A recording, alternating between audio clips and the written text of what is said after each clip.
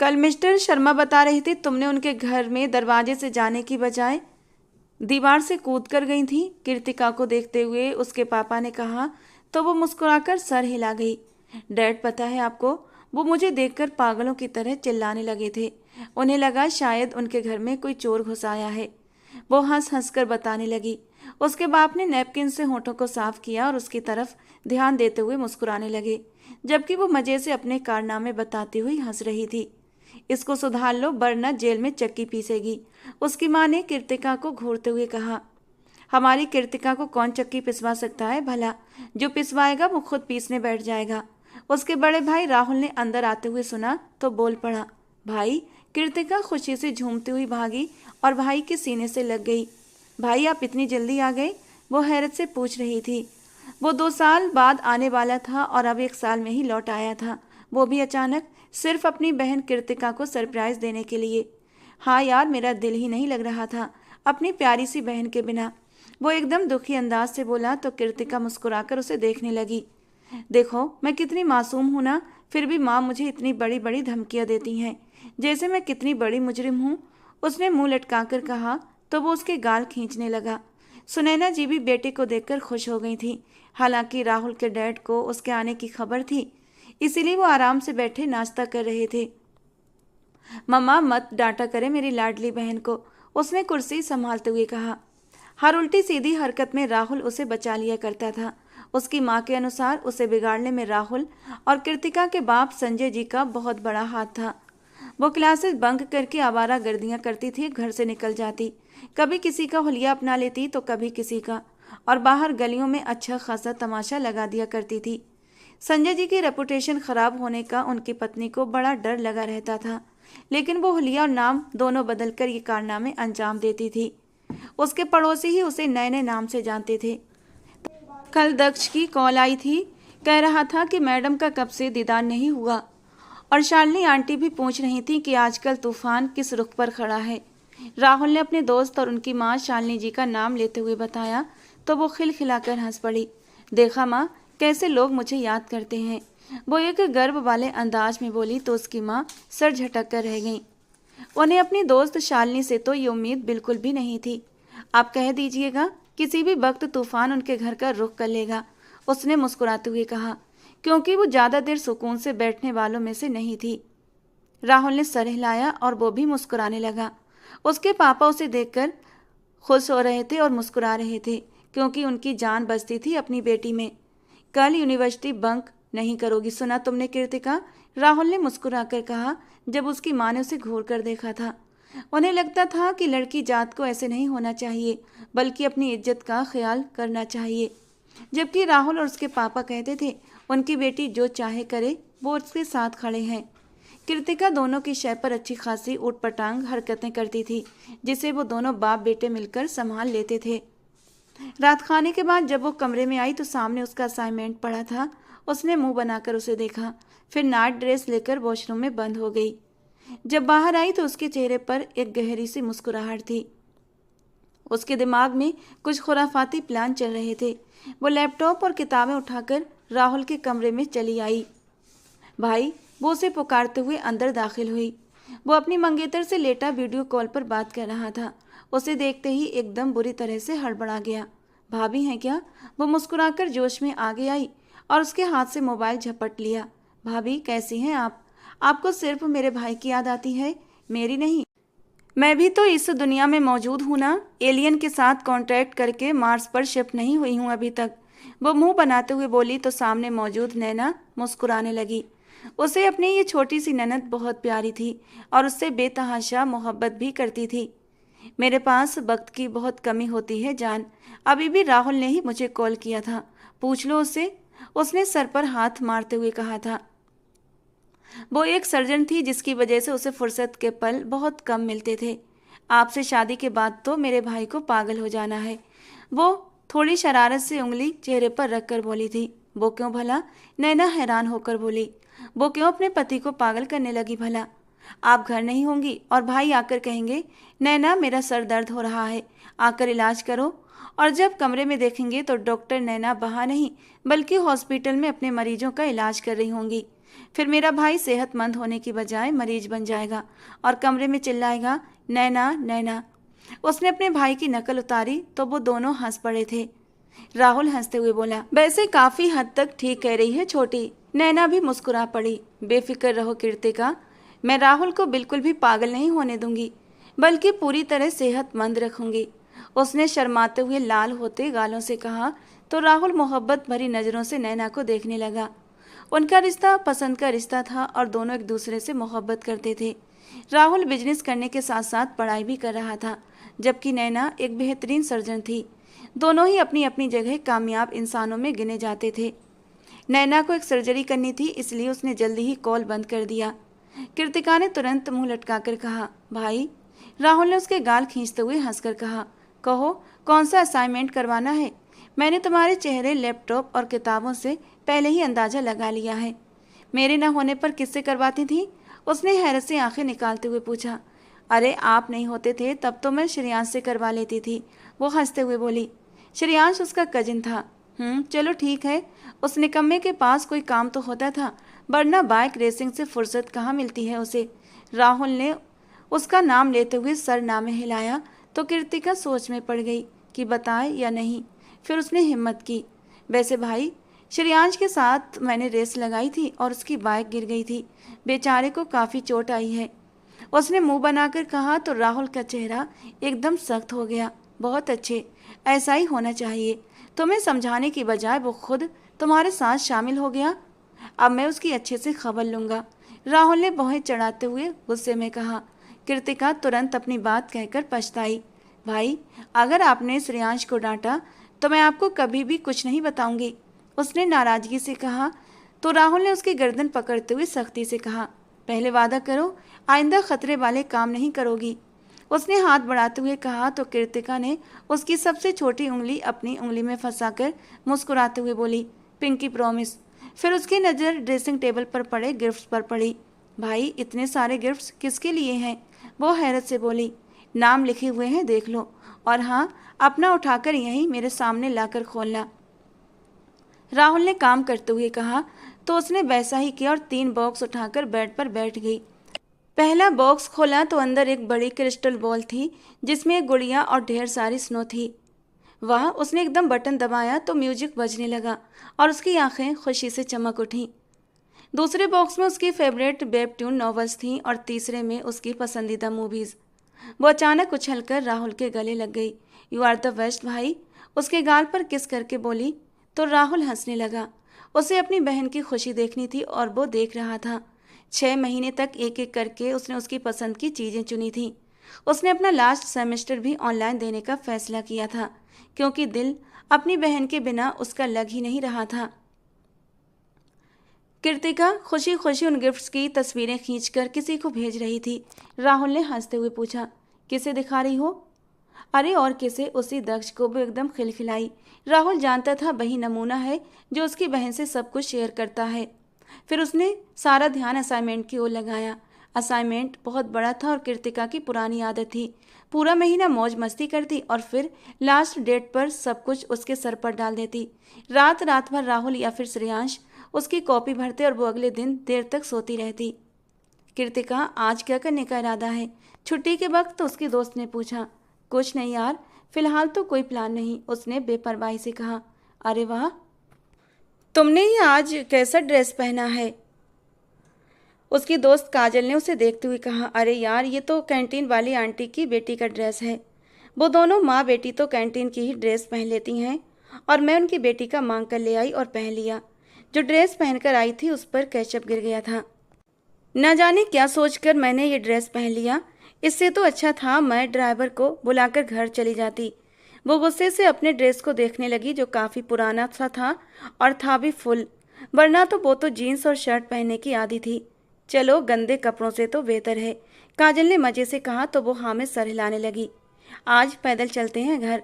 न जाने क्या सोचकर उसे इतना फिजूल ख्याल आया था। क्या तुम्हारा दिमाग तो ठीक है? गाड़ी से जाएं तो आधे घंटे में घर आता है, पैदल तो 2 घंटे लगेंगे। और जाहिर है तुम इंसानों की तरह तो चलोगी नहीं, रास्ते में मस्तियां भी करोगी। उसकी दूसरी दोस्त पूजा ने कानों को हाथ लगाए। उसका ड्राइवर आ गया था और वो चली गई, जबकि कृतिका मुंह बनाती बाकी लड़कियों की ओर देखने लगी, लेकिन वो भी हाथ हिलाती हुई चली गई। पीछे बस कृतिका और उसका वॉक का आइडिया रह गया था। उसने ड्राइवर को देखा और बहुत चढ़ाकर दूसरी तरफ निकल गई। मैं अपना प्लान कैंसिल नहीं कर सकती, वो यूं ही जलकर बोली और फिर चलने लगी। जाते हुए उसने कितने ही लोगों को तंग किया था, वो गिनती भी भूल गई थी। अचानक उसे एक बूढ़े सब्जी वाले का ठेला दिखा। उससे ठेला चलाया नहीं जा रहा था। अंकल जी, मैं मदद करूं? पीछे से आकर उसने पूछा, तो वो मुस्कुराकर सिर हिलाने लगे। रास्ते में शिव जी का मंदिर पड़ा तो बूढ़े अंकल जी कहने लगे, बेटा मैं जरा मंदिर होकर आता हूँ, फिर आगे चलेंगे, क्या तुम 10 मिनट तक रुक सकती हो? वो मुस्कुराकर सिर हिलाने लगी और ठेले पर ही बैठ गई, जबकि वो अंकल मंदिर में चले गए। दोपहर का वक्त था, ज़्यादा भीड़ भाड़ नहीं थी। कृतिका ने अपना बैग ठेले पर रख दिया और पैर हिलाने लगी। पतली गली में लोग आते जाते उसे देखकर सिर हिलाते जा रहे थे। उन्हें लगा ये लड़की ठेला चलाती है। तभी अचानक एक गाड़ी की आवाज़ आई। ए लड़की, चलो ये ठेला हटाओ यहाँ से। बड़ी ही रौबदार आवाज़ में पुलिस की गाड़ी से एक पुलिस वाले ने खिड़की से गर्दन निकाल कर कहा था। और तभी कृतिका के होठों पर एक शरारती मुस्कान उभर आई थी। ऐसे मौके की तो उसे तलाश रहती थी और आज ये मौका उसे खुद मिल गया था। क्यों हटाऊं? तुम्हारे बाप का रोड है क्या? वो उसे घूरते हुए बोली। उसे वैसे भी पुलिस वाले पसंद नहीं थे और रौब झाड़ने वाले तो बिल्कुल भी नहीं। सिर्फ एक बंदे के अलावा उसे कोई दूसरा पुलिस वाला पसंद नहीं था। ए लड़की, तमीज से बात करो, पुलिस वाला हूँ, 1 मिनट में अंदर डाल दूंगा। वो गुस्से से बल खाने लगा। लोग उसकी वर्दी से डरते थे और वो कैसे उसे सुना रही थी। गलती होने के बावजूद भी उस पर रौब जमा रही थी। हालांकि ये काम तो उस पुलिस वाले का था। तुम्हारी इतनी हिम्मत? अभी जानते नहीं हो मुझे मिस्टर, वो कमर पर हाथ रखकर नचाकर बोली, जबकि वो अब गाड़ी से उतरकर उसके सामने खड़ा हो गया था। तुम जैसी आम ठेले वाली को जानने का मुझे कोई खास शौक नहीं है। कहो तो अभी जेल में डालकर दिखाऊं? सामने खड़ा पुलिस वाला ज्यादा ही जज्बाती हो गया था। पुलिस वाले को धमकाने और हुक्म न मानने पर कौन कौन से केस लगते हैं पता भी है तुम्हें? बहुत कोई तोप समझ रही हो खुद को, उसने आंखें तरेरते हुए कहा और उसके हाथों में तुरंत हथकड़ी डाल दी। तभी वो बूढ़ा अंकल लौट आया। बेटा, बच्ची की गलती नहीं है, उसने समझाने की कोशिश की। कृतिका उसे घूरती रही। उसने विरोध नहीं किया था। वो जानती थी अभी जो चाहे ये बकवास कर रहा है करने दो, थोड़ी देर बाद यही उसके कदमों में गिरेगा। आप टेंशन मत लीजिएगा बाबा, बिल्कुल, बस मैं मेहमान बनकर जा रही हूँ और जल्द ही आपसे मुलाकात भी करूँगी। वो हंसकर बोली तो सामने खड़े पुलिस वाले का खून गुस्से के मारे खौल उठा था। जेल का नाम सुनकर लोग कांपते हैं और ये लड़की मुस्कुराकर बातें कर रही थी। इसको तो सबक सिखाना ही पड़ेगा। डीएसपी सिद्धार्थ आर्या बुरी तरह तिलमिला गया था। उसे पुलिस की गाड़ी में डालकर वो थाने लाया। उसे देखते ही इंस्पेक्टर ने सैल्यूट मारा। ये हमारी मेहमान बनकर आई हैं, खातिरदारी में कोई कमी न रह जाए। लेडी इंस्पेक्टर को जेल में भेज दो। थोड़ी देर बाद सिद्धार्थ ने कहा तो कृतिका मुस्कुराकर उसे देखने लगी। उसकी मुस्कान ने सिद्धार्थ का गुस्सा और भी भड़का दिया। किस मिट्टी की बनी है ये लड़की, धमकी भी देती है, जेल जाने पर हंस भी रही है। वो धीरे से मन ही मन में बड़बड़ाया था। मुझे कॉल करनी है, उसने कहा। सिद्धार्थ तो यही समझा कि वो शायद वकील को बुलाना चाहती है, इसलिए उसने फ़ोन करने की इजाज़त दे दी। उसने कुछ देर सरगोशी में बातें की और फिर मुस्कुराकर सिद्धार्थ की ओर देखा। अब डीएसपी साहब, मुझे जेल में डाल दीजिए। उसकी इस अदा पर सिद्धार्थ का दिमाग चकरा गया। आज तक उसने ऐसा मुजरिम नहीं देखा था। ये लड़की दिन दहाड़े डीएसपी को धमकी दे रही है और मज़े से चॉकलेट खा रही है। वो गुस्से से गरज उठा। लेडी डॉक्टर उसे जेल के अंदर ले जा रही थी कि तभी पुलिस सायरन की आवाज़ें गूंज उठीं। एक साथ बहुत सी गाड़ियां थाने में घुस आईं। सिद्धार्थ खड़ा हो गया। सर, डीआईजी साहब आए हैं। हवलदार घबराकर अंदर आया था और कृतिका के चेहरे की मुस्कान और भी गहरी हो गई थी। सर, आप यहाँ? सिद्धार्थ ने एकदम सैल्यूट मारते हुए हैरत से डीआईजी साहब से कहा था। वो किसी आम से पुलिस स्टेशन में कब आते थे? तुमने जिस मुजरिम को पकड़ा है उसी से मिलने आया हूँ, डीएसपी सिद्धार्थ। ये सुनकर वो अंदर तक रोमांचित हो उठा। चेहरे पर हल्की सी मुस्कान भी फैल गई। यकीनन सर ने उसकी प्रमोशन कर देनी थी। उसे पूरा यकीन था कि लड़की का जुर्म बड़ा साबित करके वो अब उसकी किस्मत चमकने ही वाली है। वो मन ही मन एसपी बनने के सपने देख रहा था। डैड, लड़की के मुंह से निकला। ये शब्द सिद्धार्थ के लिए मौत का फरमान साबित हुए। उसके कानों में जैसे बम फटा था। डैड। उसके सर पर जैसे आसमान टूट कर गिरा। पैरों तले से जमीन खिसक गई। जबकि वो लड़की सलाखों से हाथ निकालकर मुस्कुराकर अपने पापा को देख रही थी। जबकि डीआईजी साहब ने उसकी जेब से चाबी निकाली, ताला खोला और बेटी को सीने से भींच लिया। मेरी बच्ची, ये सब कैसे हुआ? क्या किया है तुमने? उनकी आवाज़ में बाप की चिंता, टूटे दिल का दर्द साफ झलक रहा था। वो तो यकीन ही नहीं कर पा रहे थे कि उनकी लाडली सलाखों के पीछे खड़ी है। उनका सीना जैसे भीतर से चाक कर दिया गया हो। कुछ नहीं डैड, बस ये डीएसपी साहब से थोड़ी सी शरारत कर ली थी और इन्होंने मुझे जेल में डाल दिया, कृतिका ने मासूमियत और शरारत भरी मुस्कान के साथ कहा। जबकि सिद्धार्थ की हालत तो बुरी हो चुकी थी। प्रमोशन की जगह अब तो डिमोशन की तलवार सिर पर लटकती हुई दिखाई दे रही थी। वो एकदम हकलाने लगा। सर प्लीज, ये बस एक छोटी सी गलतफहमी थी। मैं समझा नहीं था। उसकी आंखों में विनती थी और जबान लड़खड़ा रही थी। डीआईजी की नज़रें अंगारों की तरह उस पर टिकी थीं। सख्त आवाज़ गूंजी। आइंदा मेरी बच्ची को कोई तकलीफ नहीं होनी चाहिए। ये मेरी जान है, समझे आप?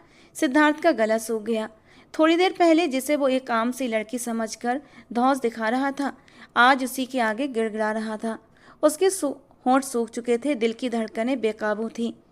कृतिका ने अपने डैड को देखकर मुस्कुराते हुए धीरे से कहा, डैड छोड़िए ना, मुझे इनसे कोई शिकायत नहीं है। उसके इस एक वाक्य ने सिद्धार्थ की सांस जैसे उसे वापस लौटा दी। थोड़ा और देर होती तो शायद उसका करियर उसी पल खत्म हो जाता। Sir, thank you so much. उसके मन ही मन यही शब्द थे। जैसे ही डीआईजी अपनी बेटी को लेकर वहां से निकले, सिद्धार्थ की जान में जान आई थी। उसकी सांस अटकते अटकते बाहर निकली और अचानक वो कुर्सी पर ढह गया। तेज धड़कनों के बीच खुद से बुदबुदाया, मैं तो आज सचमुच गया था। वो सर टेबल पर रखते हुए बोला। सबने अफसोस से गर्दन हिलाई। आज डीएसपी के साथ साथ पूरा स्टाफ बेरोजगार हो जाता। शुक्र है उस लड़की ने ज़्यादा शिकायत नहीं लगाई, वरना सच्चाई जानकर हम अपने कदमों पर खड़े नहीं रह पाते। ठीक हो? कहीं चोट तो नहीं आई? और ये किस तरह के कपड़े पहने हुए हैं तुमने? कौन कहेगा कि तुम डीआईजी की बेटी हो? उन्होंने उसकी तरफ चेहरा मोड़कर पूछा। वो वाकई ऐसी ड्रेसिंग नहीं करती थी। उनकी बात बिल्कुल सही थी। डैड, इन्हें पहनना मेरी मजबूरी थी। वो मुंह बनाते हुए अपने कपड़े खराब होने की बात बता गई। डैड, गाड़ी इस रास्ते पर डालें। वो अचानक चीखने लगी। उसे वही ठेले वाला ठेला घसीटते हुए नजर आया। उनकी सूरत से पता चल रहा था कि वो उसकी वजह से बहुत उदास हैं। कृतिका को उन्हें गम से बाहर निकालना था। क्या हुआ? ड्राइवर, गाड़ी कृतिका जो रास्ता बता रही है वहीं डालो। कुछ मिनट में गाड़ी रुकी और कृतिका उतरकर भागी। उसके डैड भी गाड़ी से बाहर उतर कर आए। अंकल, उसने आवाज़ लगाई और भागते हुए उन तक पहुंच भी गई। बेटी, तुम ठीक हो? उस पुलिस वाले ने बदतमीजी तो नहीं की थी ना तुम्हारे साथ? वो एकदम परेशानी से पूछने लगे। तो कृतिका एकदम से हंस दी। मेरे डैड के होते किसी की हिम्मत है मुझे चोट पहुंचाने की? मेरे डैडी डीआईजी हैं। उसने अपने डैड की तरफ इशारा करते हुए बड़े ही गुरूर से बताया। तो वो हैरत से उन्हें देखने लगे, जबकि उसके डैड मुस्कुराकर उस आदमी से हाथ मिलाने लगे। वो बेइंतहा खुश थे। इतनी ऊंची पोस्ट पर होने के बावजूद वो दोनों गाड़ी से उतरकर वहां खड़े थे। ये बच्ची बहुत अच्छी है। आप बहुत खुशकिस्मत हैं जो ऐसी बेटी आपको मिली। उन्होंने बड़े ही प्यार से अपनी बेटी को देखा।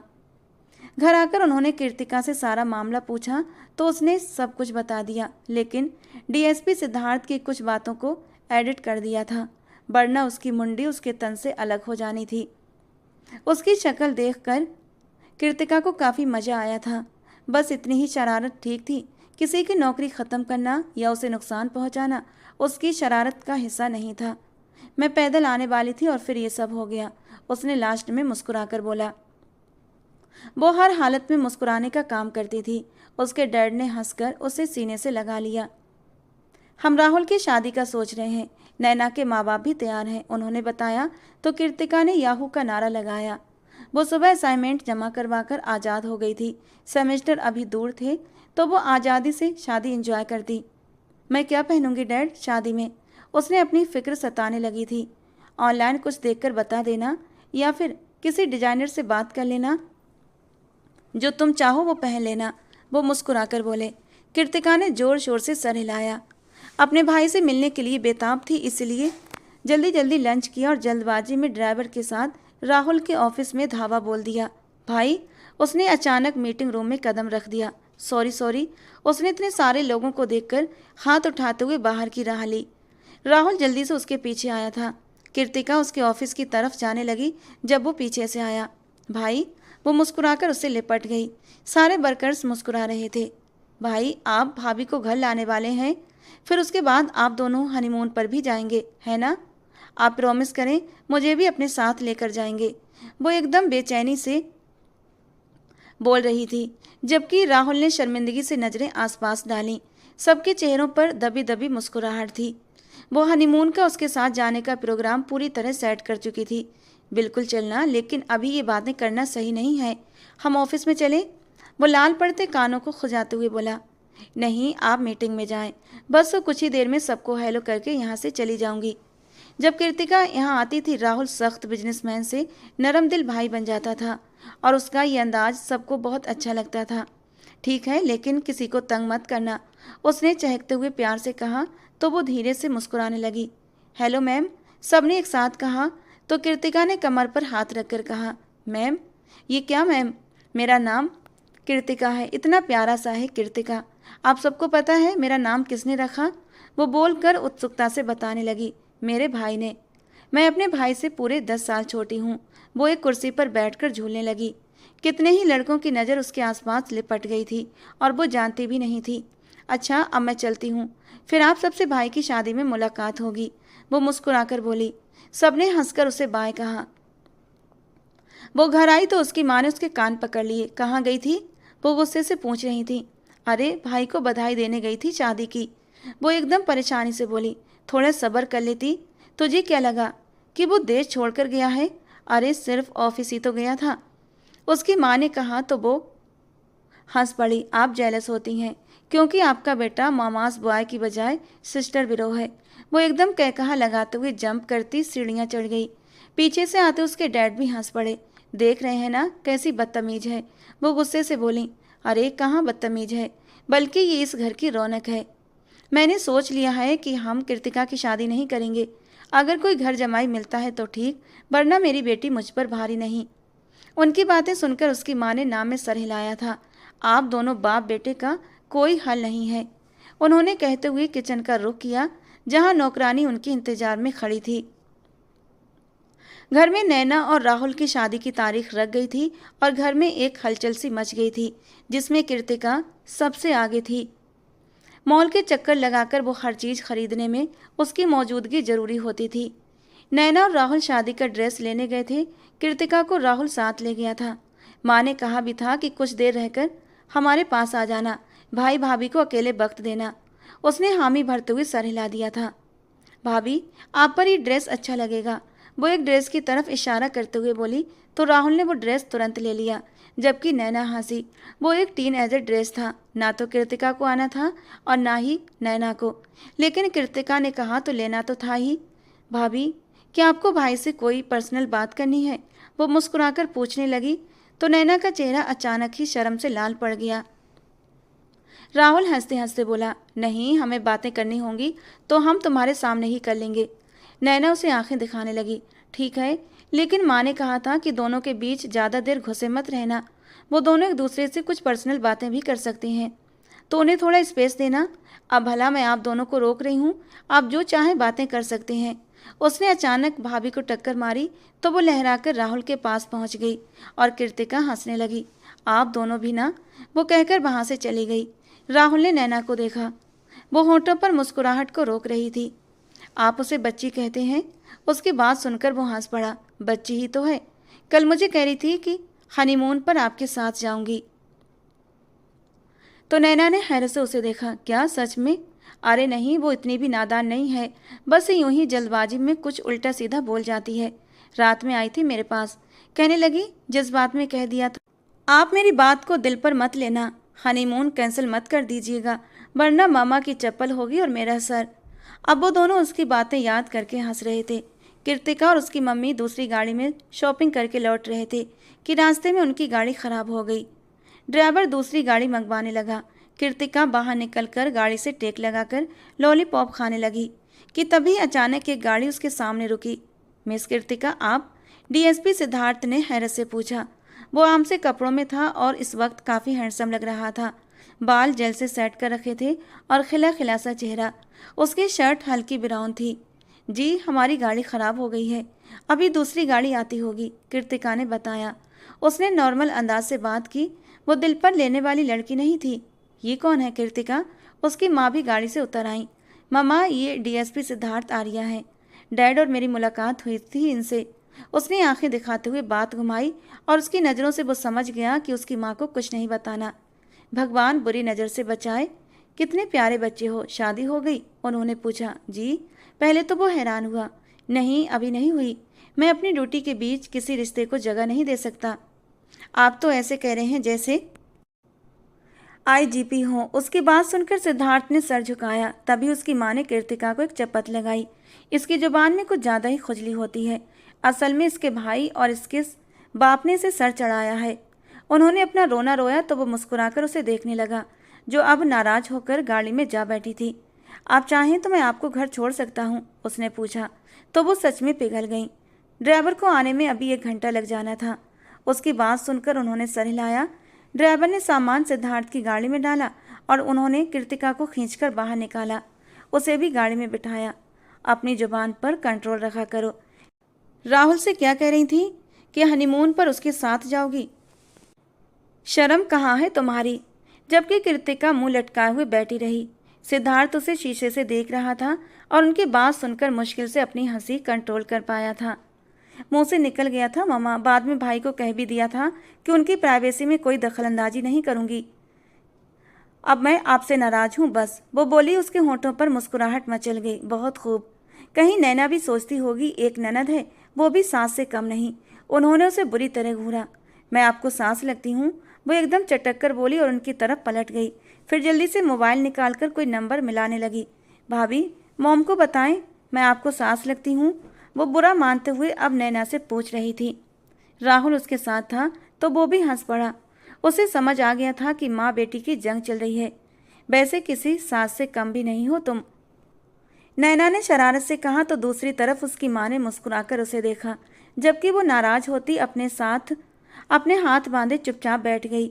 सिद्धार्थ ने उसका एक एक अंदाज नोट किया था। वो उसे घर ड्रॉप करके जाने लगा जब उसकी माँ ने उसे अंदर आने के लिए कहा, लेकिन उसने बड़ी ही सहूलियत से मना कर दिया। उसे मालूम था कृतिका उसे दिखाई नहीं देगी क्योंकि वो नाराज थी और वो अपने कमरे में चली गई होगी, तो कोई फ़ायदा नहीं था जाने का। वो पलट गया, लेकिन कृतिका की यादें उसके दिमाग से चिपक गई थीं।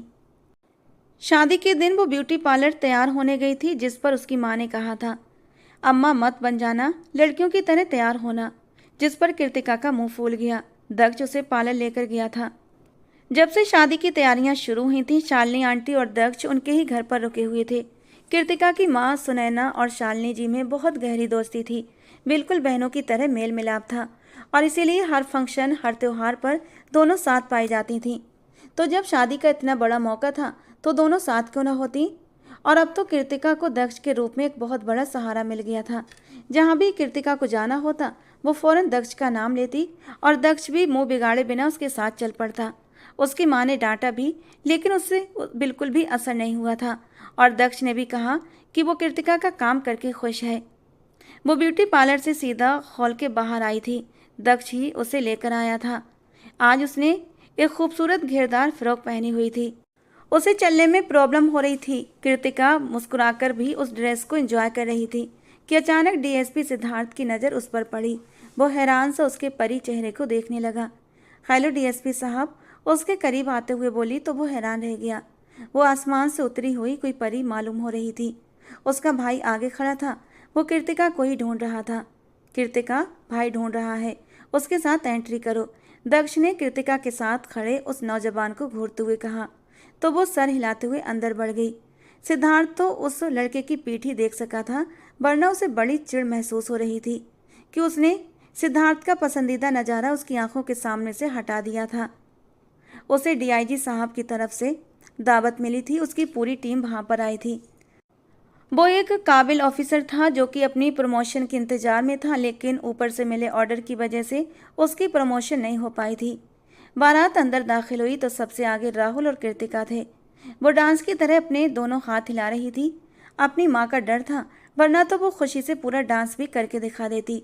लंबे बाल कर्ल होकर आधे हो गए थे, बीच की मांग में बिंदिया लटक रही थी।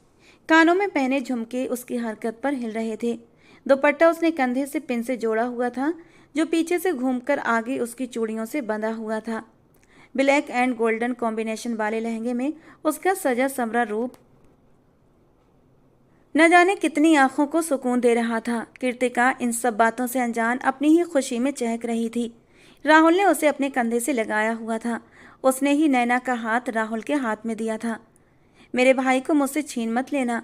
उसकी आंखें भीग गई थीं। उसकी सारी फ्रेंड्स कहती थीं, देखना तुम्हारे भाई शादी के बाद बदल जाएंगे। और आज ये सारी बातें उसे याद आ रही थीं। वो अपने भाई को बदलते हुए बिल्कुल भी देखना नहीं चाहती थी। तुम्हारे भाई हमेशा तुम्हारे ही रहेंगे। नैना ने मुस्कुराकर उसके गालों को छुआ और वो मुस्कुराती हुई राहुल को नैना के हवाले कर गई। वो दोनों मुस्कुराकर एक दूसरे को देखने लगे और कैमरे की आंख ने ये मंजर कैद कर लिया था। जब कृतिका अपने डर मिटा रही थी, नैना ने गहरी सांस ली। थैंक्स मेरी बहन को समझने के लिए। मैं हमेशा भाई, दोस्त, बाप इन सब की तरह इसे ट्रीट करता हूँ। वो हर बात मुझसे शेयर करती है। उसके लिए ये बात बहुत बड़ी होगी। जब वो मेरे पास आए तो तुम बुरा मत मानना। राहुल कृतिका को देखते हुए नैना से कह रहा था। नैना ने उसे देखा। मैंने मंगनी के बाद कभी आप दोनों के बीच आकर कुछ किया, बल्कि मैं तो कहती हूँ इसे हनीमून पर भी साथ लेकर चलो। जबकि राहुल और कृतिका हंस पड़े थे। कृतिका ने खूब एंजॉय किया इस बात को। शादी के तीसरे दिन ही भी लोग हनीमून पर जा रहे थे।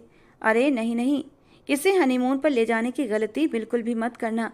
ये तो पूरी की पूरी आफत की पुड़िया है। कहीं ऐसा न हो कि हमें वहां से भागना पड़े। वो हंसकर उसके कारनामे उसे बताने लगा तो नैना को हैरत हुई। वो तो समझती थी कि कृतिका एक सुलझी हुई लड़की है, लेकिन वो तो शरारत की पोटली थी। लेकिन दोनों नहीं जानते थे कि अभी तो उनकी जिंदगी में कृतिका की तरफ से एक बहुत बड़ी शरारत भी होने वाली है, जिसे वो दोनों जिंदगी भर याद करके हंसते रहेंगे। वो कैमरे में अपनी तस्वीरें खिंचवा रही थी। उसे पोज आते थे जब भी वो अपनी मर्जी से देती जा रही थी। और सिद्धार्थ की नज़रों से देखने के बाद सिद्धार्थ ने कुछ और नहीं देखा था। और सिद्धार्थ, क्या हाल चाल है तुम्हारे? दक्ष उसके साथ आकर खड़ा हुआ तो वो हैरान रह गया। दक्ष तुम? वो भी उसकी तरफ हैरानी से पलटा था। तुम यहाँ कैसे? वो एकदम हैरानी से बोला। इस लड़की को जानते हो? वो उसका जवाब सुने बिना जल्दी से पूछने लगा। जरूर लड़के वालों की तरफ से होगा, इसे जानता होगा, सिद्धार्थ ने सोचा। जबकि दक्ष के माथे पर बल पड़े। क्यों? उसने थोड़ा गुस्से से पूछा। लेकिन सिद्धार्थ उसकी तरफ नहीं देख रहा था। मुझे वो अच्छी लगती है, शायद मोहब्बत करने लगा हूँ उससे। वो गहरी सांस लेकर बोला। उसके बारे में कुछ भी गलत सोचा तो कल से फिर तुम डीएसपी भी नहीं रहोगे, दक्ष गुस्से से कहकर पलट गया। जबकि वो हैरान सा उसे जाते हुए देखने लगा। दोनों यूनिवर्सिटी में 2 साल तक साथ पढ़े थे। फिर दोबारा दक्ष से कभी मुलाकात नहीं हुई थी, लेकिन आज उसकी मुलाकात हुई तो वो उसके रवैये पर बुरी तरह हैरान था। वो सीधा कृतिका के पास पहुंच गया। उसकी आंखों में कुछ चला गया था। वो झुककर फूंक मार रहा था। वो दोनों इतने क्लोज थे कि सिद्धार्थ को दक्ष से चिढ़ महसूस हुई। दक्ष ने कृतिका की कलाई थामी और उसे कुर्सी पर बिठा दिया। उसे हील्स पहनने में दर्द होता था, लेकिन आज वो सारे फैशन करके आई थी। कुछ मिनट के बाद उसकी तरफ राहुल आया था। वो दोनों उसके सामने जमीन पर बैठे थे, सब बातों से अनजान। वो दूल्हा बनकर अपनी बहन के पांव से हील्स उतार रहा था। चेहरे पर नाराजगी साफ थी। सिद्धार्थ ने उसकी खुशकिस्मती को सराहा। हर कोई उसके लिए पागल था। उसके पापा भी चले आए। उन्होंने कृतिका के सामने एक छोटी हील्स के सैंडल रखे, जिसे वो हंसकर पहन रही थी। उन सब में अगर कोई सिद्धार्थ की आंखों को चुभ रहा था तो वो दक्ष था। राहुल भाई और संजय जी उसके पापा थे, तो ये बात समझ आती थी कि वो क्यों उसके आगे बिछ रहे हैं। लेकिन सिद्धार्थ की समझ से ये बात बाहर थी कि आखिर दक्ष को क्या मुसीबत थी जो उसके आगे पीछे भिड़ रहा था। अगर उन दोनों का कोई रिश्ता हुआ तो यही सोचते सोचते उसका दम घुटने लगा। कुछ देर के बाद कृतिका खिलखिलाते हुए लॉन में घूम रही थी। उसके हाथ में एनर्जी ड्रिंक थी जो दक्ष ने ही उसे लाकर दी होगी, क्योंकि वही थोड़ी देर पहले उसके पास आया था। सिद्धार्थ का अचानक ही महफिल से दिल उठ गया और वो बाहर जाने लगा कि तभी उसके सामने कृतिका आ गई। आप बिना कुछ खाए जा रहे हैं? उसने एकदम मासूमियत से सवाल किया। हाँ, तबीयत ठीक नहीं लग रही, वो कहकर पलटने लगा, जब उसके हाथ थामने पर एकदम पत्थर बन गया। आपकी तबीयत ठीक नहीं है, फिर आप ड्राइव कैसे करेंगे? ये एरिया मेन एरिया से बहुत दूर है, वो परेशानी से उसे देखते हुए बोली। वो कितने ही पल उसकी आंखों में देखता रहा। क्या हुआ कृतिका? दक्ष पीछे से आया तो सिद्धार्थ को बहुत गुस्सा आ गया। दक्ष, इनकी तबीयत ठीक नहीं है और ये अकेले जा रहे हैं। तुम जरा इन्हें रोड तक छोड़ाओ, फिर इन्हें डॉक्टर के पास ले जाओ। वो शरारती लड़की को पता नहीं था कि वो परवाह करते हुए उसे कितनी अच्छी लग रही थी। दक्ष उसकी आंखों के सामने गुस्से से चुटकी बजाने लगा। फिर सिद्धार्थ से बोला, चलो। तो सिद्धार्थ भी एक नज़र कृतिका को देखते हुए दक्ष के साथ बाहर की ओर चल पड़ा। वो बाहर आया तो दक्ष ने उसकी पॉकेट से मोबाइल निकाल लिया। मोबाइल खोलो, दक्ष ने ठंडे शब्दों में हुक्म दिया। क्यों? वो उसे घूरते हुए बोला। उसने गुस्से से सिद्धार्थ का अंगूठा मोबाइल पर लगाया और मोबाइल खुल गया। उसने कृतिका की सारी पिक्चर्स डिलीट कर दी जो वो फोटो सेशन के दौरान ले रहा था। इसे नज़र उठाकर भी मत देखना, अभी उसका दक्ष जिंदा है, उसने जाते हुए कहा। तो सिद्धार्थ ने गुस्से से गाड़ी को लात मारी और जल्दी से ट्रे से फोटो निकालने लगा, लेकिन वो वहां से भी डिलीट कर चुका था। उसकी जबान पर दक्ष के लिए गाली आते आते रुकी थी। वो दोनों रस्में पूरी करके कमरे में आए थे। नैना वॉशरूम जाना चाहती थी। जब उसने दरवाज़ा धकेला तो दरवाज़ा लॉक था। ड्रेसिंग रूम का दरवाज़ा खोलना चाहा तो वो भी बंद था। ये बंद क्यों है? उसने हैरत से राहुल से पूछा था। राहुल ने सर पर हाथ फेरा और नैना के सामने शर्मिंदा हो गया। वो वापस बेड पर आकर बैठ गई। राहुल चाबी और कार्ड ढूंढने लगा। अचानक बेड के नीचे से आवाज़ आई तो नैना चीख उठी। नीचे देखा तो चाबी वाली गुड़िया थी, एक दो नहीं बल्कि 15-20 के करीब। एक साथ उन्होंने टाइम पर म्यूजिक बजाना शुरू कर दिया था। नैना राहुल से लिपट कर खड़ी हो गई थी। ये सब मेरी प्यारी बहन की हरकत है। उसके बताने पर नैना हैरान हुई। कृतिका ऐसा कर सकती है? नैना ने उसे शरारत करते कभी देखा ही नहीं था। ऐसा? अभी तो बहुत कुछ होगा कमरे में। वो हंस दिया था, जबकि नैना बुरी तरह परेशान हो गई। परेशान मत हो, उसकी छोटी मोटी शरारतों को इग्नोर करो। वो अभी कह ही रहा था कि अचानक अलार्म बजने लगा। नैना इस बार हंस दी। हमारी नाइट खराब करने का प्लान है सारा? नैना ने आसपास देखते हुए पूछा। नहीं, उसने तुम्हारा वेलकम किया है। अगर ये शरारत बाहर किसी दूसरे तरीके से करती तो माँ ने उसके 2 थप्पड़ लगा देने थे, इसीलिए तुम्हारा कमरे में आने का वेट कर रही थी। वो उसे बताने लगा तो वो नामे सर हिलाते बेड पर वापस आकर बैठी कि तभी उसे कुछ महसूस हुआ। चादर हटाकर देखा तो लॉलीपॉप से दिल बना था और लिखा था, वेलकम भाभी। देखा कितने प्यार से उसने तुम्हारा स्वागत किया है, राहुल ने बताया तो वो सुकून से हो गई। पूरा कमरा चेक करने के बाद राहुल नैना का हाथ पकड़कर बेड पर आया था। आराम से बैठ जाओ, अब कमरे में ऐसा कुछ भी नहीं है। पूरे कमरे को चेक करते करते नैना और राहुल का पूरा 1 घंटा बर्बाद हो गया था और राहुल अब और ज़्यादा टाइम खराब नहीं करना चाहता था। उसने बेचैनी से नैना को अपनी बाहों में समेट लिया कि तभी एक और तेज अलार्म बज उठा और ये अलार्म अब खुद कृतिका की आवाज़ में था, जिसमें वो हंसते हुए अपने भैया भाभी को शादी की ढेर सारी मुबारकबाद दे रही थी। एक गहरी सांस लेते हुए राहुल कृतिका से अलग हुआ और अलार्म बंद कर दिया। डरते डरते वो दोबारा नैना के करीब हुआ। राहुल, मुझे लगता है पहले लाइट बंद कर देनी चाहिए। तुम्हारी बहन का कुछ पता नहीं है, वो अपनी नादानी में कुछ भी कर सकती है, नैना ने हंसते हुए कहा। तो राहुल ने भी सर पर हाथ मारा, लाइट ऑफ कर दी और नैना को बाहों में समेट लिया। वो बड़े ही डरते डरते नैना को अपने होठों से छू रहा था, जबकि अब तो नैना भी मदहोशी से राहुल के सीने से लिपट गई थी। भगवान की कृपा हुई थी कि अब आगे से कृतिका की तरफ से कोई शरारती एटम बम नहीं मिला था। आगे से उनकी रात बड़ी ही खूबसूरत निकली थी। अगले दिन राहुल और नैना का रिसेप्शन था, लेकिन सिद्धार्थ रिसेप्शन में जाना नहीं चाहता था कि तभी उसे कृतिका का मैसेज मिला, जिसमें वो कह रही थी, आज रिसेप्शन में आएंगे तो आपसे कुछ ज़रूरी बात करनी है। और सिद्धार्थ न चाहते हुए भी तैयार होकर भारी दिल से रिसेप्शन में पहुंच गया था। वो बड़े ही बुझे मन से तैयार हुआ था, लेकिन फिर भी काफ़ी हैंडसम लग रहा था। हालांकि आंखों की उदासी छुप नहीं रही थी। जब से दक्ष ने उसे कृतिका से दूर रहने को कहा था, उसका दिल बुरी तरह बेचैन हो गया था। वो मासूम सी लड़की उसके दिल में घर कर गई थी, लेकिन वो तो पहले से ही किसी और के साथ इन्वॉल्व थी। ये सोचकर ही सिद्धार्थ का दिल बुरी तरह टूट चुका था। वो उसी का इंतजार कर रही थी। उसके हॉल में आते ही कृतिका ने उसे एक तरफ जाने का इशारा किया तो वो हैरत से वहां कोने में रखी कुर्सी पर जाकर बैठ गया। खैरियत तो है कृतिका? वो उसके चेहरे पर साफ उलझन देख रहा था।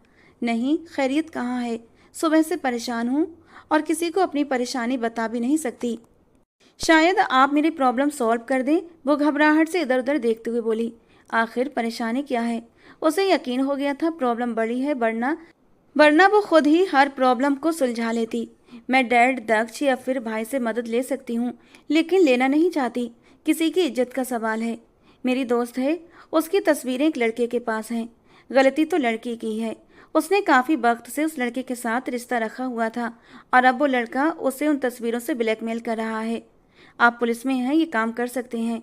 घर पर बताया तो माँ ने उल्टा लटका देना है कि कैसे लोगों से दोस्ती रखी हुई है। वो जल्दी जल्दी उसे सारी बातें बता रही थी। मुझे नंबर दें उसका। सिद्धार्थ ने मोबाइल निकाला तो कृतिका ने झट उसे नंबर सेंड कर दिया। कल तक वो लड़का पकड़ा जाएगा, उसने उसे दिलासा दिया। मेरा नाम बिल्कुल भी नहीं आएगा, उसने नरमी से कहा तो कृतिका मुस्कुरा दी। आप तो ग्रेट हैं। उसकी तारीफ पर वो हंस पड़ा। वो आज भी नजर लग जाने की हद तक प्यारी लग रही थी। तभी दक्ष दोनों को एक कोने में बैठा देखकर सर पर पहुंच गया। यहाँ क्या कर रही हो? उसने कृतिका से पूछा और सिद्धार्थ को घूरा। कुछ नहीं, बस तबीयत का पूछ रही थी इनसे, कृतिका बोली। अगर तबीयत खराब थी तो आने की क्या जरूरत थी? दक्ष ने बदतमीजी से कहा। दक्ष, ये क्या तरीका है घर आए मेहमान से बात करने का? शालिनी आंटी ने तुम्हें तमीज सिखाई होती तो ऐसी बातें नहीं करते। उसके बोलने पर सिद्धार्थ के होंठों पर हल्की सी मुस्कान तैर गई। वो दोनों चले गए और महफिल जारी रही, लेकिन सिद्धार्थ एक तरफ बैठा बस उसे ही देख रहा था। हंसती मुस्कुराती बहस करती वो लड़की बहुत प्यारी लग रही थी। अचानक ही सिद्धार्थ की नज़र ऊपर उठी। कृतिका के सिर पर झूलता हुआ झूमर गिरने ही वाला था और वो हॉल का सबसे बड़ा झूमर था। सिद्धार्थ बिजली की तरह उठा और दौड़ा। झूमर तेजी से नीचे आ रहा था। उसने कृतिका को झट धक्का देकर बचाना चाहा, लेकिन पल भर में जमीन कांच और खून से रंग गई थी। कुछ पल के लिए तो कृतिका समझ ही नहीं पाई थी कि हुआ क्या था। सब लोग हक्का बक्का जमीन पर पड़े सिद्धार्थ को दर्द से कराहते हुए देख रहे थे। कृतिका कांपते पैरों से आगे बढ़ी। उसका फोन हाथ से लगभग गिर गया था। तभी राहुल ने तेजी से बढ़कर कृतिका को सीने से लगा लिया और उसकी आंखों पर हाथ रख दिया। सिद्धार्थ को फौरन अस्पताल ले जाया गया। कांच के कई टुकड़े उसके शरीर में धंस चुके थे। कृतिका का रो रोकर बुरा हाल था। उसकी वजह से कोई अपनी जान गंवाने वाला था। दक्ष और राहुल उसे तसल्ली देने की कोशिश कर रहे थे, लेकिन वो बार बार रोते हुए बस एक ही बात कह रही थी, उसे कुछ हुआ तो वो मेरी वजह से हुआ है, सब मेरी गलती है। उसकी माँ उसका हाथ थामकर तसल्ली देने की कोशिश कर रही थी। 2 घंटे के ऑपरेशन के बाद डॉक्टर ने बताया कि सिद्धार्थ अब खतरे से बाहर है। राहुल अपनी माँ को घर ले गया था क्योंकि वो अस्पताल में बुरी तरह परेशान हो चुकी थी। अब वो अस्पताल में सिर्फ कृतिका और दक्ष थे। 5 घंटे बीत चुके थे, लेकिन सिद्धार्थ को होश नहीं आया था। कृतिका रोती तो दक्ष उसे तसल्ली देता। दक्ष को झटका तब लगा जब पता चला कि सिद्धार्थ का कोई फैमिली मेंबर नहीं था। उसे बहुत अफसोस हुआ और कृतिका को भी गहरा दुख। जब आखिरकार सिद्धार्थ को होश आया तो उसने सामने कृतिका और दक्ष को पाया। काश वहाँ सिर्फ कृतिका होती, सिद्धार्थ ने मन ही मन सोचा। आपने ऐसा क्यों किया? आपको कुछ हो जाता तो मैं क्या करती? उसकी बात सुनकर सिद्धार्थ मुस्कुरा दिया। तुम तो ऐसे कह रही हो जैसे मैं तुम्हारा हस्बैंड हूँ, उसने मजाक में कहा था, लेकिन उसके शब्दों पर दक्ष गुस्से से भड़क उठा और उसे घूरने लगा। मैंने ऐसा कुछ नहीं कहा, कृतिका शर्मिंदा होकर बोली, लेकिन अपनी ही कही हुई बात याद करके वो खुद भी शर्म से लाल हो गई थी। वो सचमुच उसकी तकलीफ पर बुरी तरह बेचैन थी। अपनी हद में रहो, दक्ष ने उसे घूरते हुए कहा। कृतिका ने एक नज़र उसकी तरफ देखा। वो सिद्धार्थ को घूरने में ही लगा हुआ था तो उसे बुरा लगा।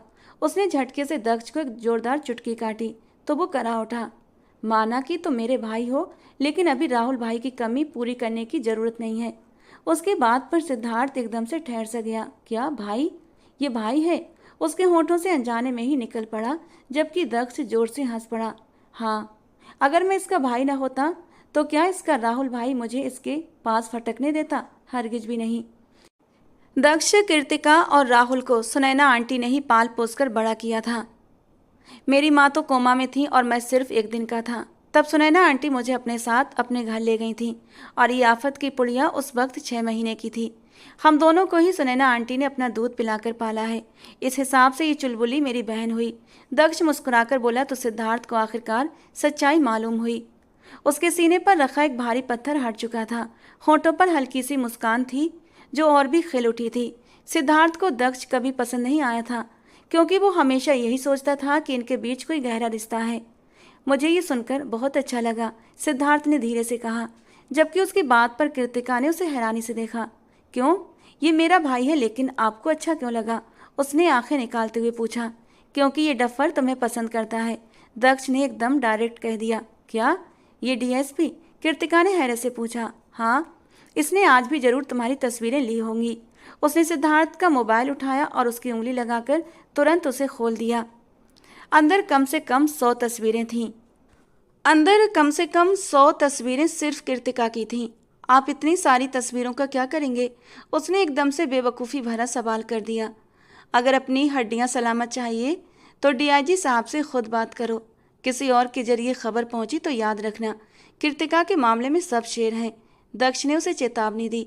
सिद्धार्थ और बस दिल से मुस्कुरा दिया। अगर कृतिका की हाँ है तो जरूर बात करूंगा। उसने कृतिका को शरारती नज़रों से देखते हुए कहा। शादी करेंगे आप मुझसे? वो तो एकदम अचानक से खुशी से भर गई और उसके पास ही बैठ गई। तभी दक्ष ने उसका हाथ पकड़कर खड़ा कर दिया। दूर दूर से बात करो, अभी पास बैठने की ज़रूरत नहीं है। वो उसे घूर कर बोला। मैं ख्याल रखूंगी इनका, क्योंकि मेरी वजह से वो एकदम रुआसी हो गई। तुम्हारी वजह से कुछ भी नहीं हुआ कृतिका। मैंने खुद को बचाने की कोशिश की थी, लेकिन देर हो गई थी। सिद्धार्थ ने इस बार संजीदगी से कहा। आप तो बहुत अच्छे हैं।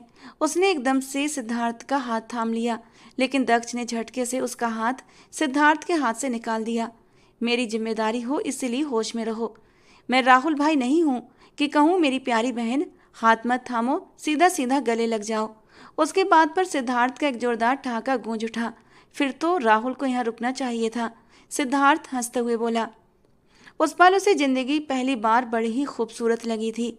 थोड़ी सी तकलीफें उसे जरूर मिली थी, लेकिन फिर जिंदगी भर की राहत भी थी। मैं बाहर हूँ, अंकल को इन्फॉर्म करता हूँ, लेकिन ध्यान रहे लिमिट क्रॉस नहीं होनी चाहिए। दक्ष अपनी बात कहकर बाहर निकल गया। सिद्धार्थ ने कृतिका की ओर देखा। मैं अपने हनीमून पर तुम्हें ले जाऊंगा, वो शरारत से बोली। तो जाहिर सी बात है ना, आपकी शादी मुझसे होगी तो मुझे ही ले जाएंगे ना। और वो इस तरह आंखें झपकाकर बोलती हुई सिद्धार्थ को बहुत ही प्यारी लगी। वो एकदम से हंस पड़ा। तो कब आऊँ बारात लेकर? उसने उसका हाथ थामकर प्यार से पूछा। पहले ठीक तो हो जाइए। पहली बार कृतिका को शर्म आई थी। उसके हाथों से अपना हाथ छुड़ाकर वो शर्माकर बाहर भाग गई। डीआईजी साहब ने बेटी की रजामंदी पाकर सिद्धार्थ के ठीक होते ही दोनों का रिश्ता पक्का कर दिया। लेकिन सिद्धार्थ इस रिश्ते को जितना हल्के में ले रहा था, असल इम्तिहान तो शादी के बाद शुरू हुए थे। शादी की पहली रात जब वो कमरे में दाखिल हुआ, उसने बहुत प्यार से उसकी उंगली में मुंह दिखाई की अंगूठी पहनाई। यहाँ तक तो सब कुछ ठीक था। फिर उसने धीरे धीरे उसकी ज्वेलरी उतारी और जब दुपट्टा हटाकर साइड पर रखा तो कृतिका डर से बुरी तरह कांपने लगी। सिद्धार्थ ने उसकी कपकपी को उसकी नेचुरल शर्म समझा और फिर धीरे धीरे उसके करीब होता चला गया। और जब उसने अपने होंठ कृतिका के होंठों पर रखकर उसके लबों का जाम पीना चाहा तो कृतिका बुरी तरह पैनिक हो गई। उसने सिद्धार्थ को धक्का देकर खुद से दूर कर दिया। सिद्धार्थ तो उसकी इस हरकत पर बुरी तरह हैरान रह गया। वो उसे देख रहा था जो डर से कांपते हुए बेड के कोने पर सिमट गई थी। Kritika, are you okay? इस तरह रिएक्ट क्यों कर रही हो? हमारी शादी हुई है और आज हमारी शादी की पहली रात है। सिद्धार्थ उसके करीब आने की कोशिश करता हुआ बोला और उसका हाथ थाम लिया, लेकिन कृतिका डर के मारे उसका हाथ झटक कर नीचे खड़ी हो गई। करीब मत आना मेरे, मुझे डर लग रहा है। तुम ये सब क्या कर रहे हो? दूर रहो मुझसे। उसकी आंखों से आंसू लगातार बह रहे थे। उसकी हालत देख सिद्धार्थ और भी बेचैन हुआ। फिर भी उसके करीब आया। कृतिका, संभालो खुद को, ये सब तो नेचुरल है। पति पत्नी के बीच ऐसा ही रिश्ता होता है, ये कोई गलत नहीं है। उसने उसे अपनी बाहों में लेने की कोशिश की, लेकिन सिद्धार्थ के पास आते ही कृतिका डर से बेहोश होकर उसकी बाहों में झूल गई और सिद्धार्थ की तो जान ही निकल गई। ओह गॉड कृतिका! उसने घबराकर उसे बेड पर लेटाया। माथे पर हाथ फेरा लेकिन वो होश में नहीं आ रही थी। घबराहट में उसने फौरन दक्ष को कॉल कर दिया। दक्ष प्लीज जल्दी आओ। दक्ष उसी वक्त भागता हुआ आया और देखते ही गुस्से से फट पड़ा। क्या किया तुमने मेरी बहन के साथ? सिद्धार्थ बुरी तरह हकलाया। यार मैंने कुछ नहीं किया, ये तो खुद ही डर के मारे बेहोश हो गई। वो नजरें चुरा रहा था। कुछ ना करते हुए भी वो कसूरवार ठहराया जा रहा था। दक्ष ने सख्ती से कहा, अभी राहुल भाई या फिर अंकल को कुछ भी बताने की जरूरत नहीं है, एकदम चुप रहो। फिर वो दोनों उसे अस्पताल लेकर गए। डॉक्टर ने चेकअप के बाद कहा कि डर की वजह से बेहोश हुई हैं, थोड़ी देर में ही होश आ जाएगा। करीब 1 घंटे के बाद कृतिका होश में आ गई थी। डॉक्टर बाहर आकर बोला, अब वो ठीक हैं। सिद्धार्थ बेचैन होकर बोला, क्या मैं उससे मिल सकता हूँ? डॉक्टर ने उसे रोकते हुए कहा, हाँ, लेकिन पहले आपसे कुछ ज़रूरी बात करनी है। और फिर सिद्धार्थ डॉक्टर के केबिन की ओर बढ़ गया। देखिए मिस्टर सिद्धार्थ, आपकी पत्नी इस नए रिश्ते को लेकर बहुत डरी हुई हैं। आपको धैर्य रखना होगा। धीरे धीरे अपने कॉन्फिडेंस मिलाकर रिश्ता शुरू कीजिए। ये कोई बीमारी नहीं है, कई लड़कियों के साथ ऐसा होता है। सिद्धार्थ ने गहरी सांस ली। ओके डॉक्टर, मैं ख्याल रखूंगा। वो केबिन से बाहर निकलकर कृतिका के पास आया। उसकी आंखों में देखा। उसे समझने में देर नहीं लगी थी कि अब तक वो बस हंसी खेल में रही थी। उसने ना रिश्तों को गंभीरता से लिया था, न किसी मर्द का ख्याल दिल में आया था। अचानक शादी हुई तो ये रिश्ता उसके लिए डर में बदल गया था। सिद्धार्थ ने उसका हाथ थामते हुए कहा, परेशान मत हो कृतिका, तुम मुझे सब कुछ खुलकर बता सकती हो। मुझे कोई जल्दी नहीं है, हम चाहें तो दोस्त की तरह भी रह सकते हैं। उसकी बात पर कृतिका के होंठों पर हल्की और एक प्यार भरी मुस्कान आई। आई एम सॉरी सिद्धार्थ, मेरी सहेलियों ने मुझे इस रात के बारे में बहुत सी बातें बताई थीं, लेकिन जब तुम करीब आए तो मैं घबरा गई। सिद्धार्थ मुस्कुराया। रिलैक्स यार, कुछ नहीं होगा, हम दोनों मिलकर सब हैंडल कर लेंगे। वो उसे घर ले आया और दक्ष को भी सच बता दिया। दक्ष ने कंधा थपथपाते हुए कहा, उम्मीद करता हूँ कृतिका को संभाल लोगे। और सिद्धार्थ ने बाकी उसे संभाल कर दिखाया। उसने कृतिका को दोस्त की तरह ट्रीट किया, उसका हर तरह से ख्याल रखा। धीरे धीरे उसका डर कम होने लगा।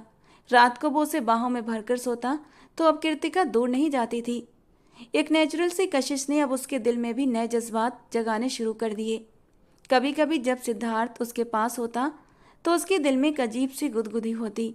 और एक दिन जब सिद्धार्थ उसे बाहों में लेकर अपने जज्बात कंट्रोल कर कर सोने की कोशिश कर रहा था तो अचानक ही उसे अपनी गर्दन पर कृतिका के नरम होठों का स्पर्श महसूस हुआ।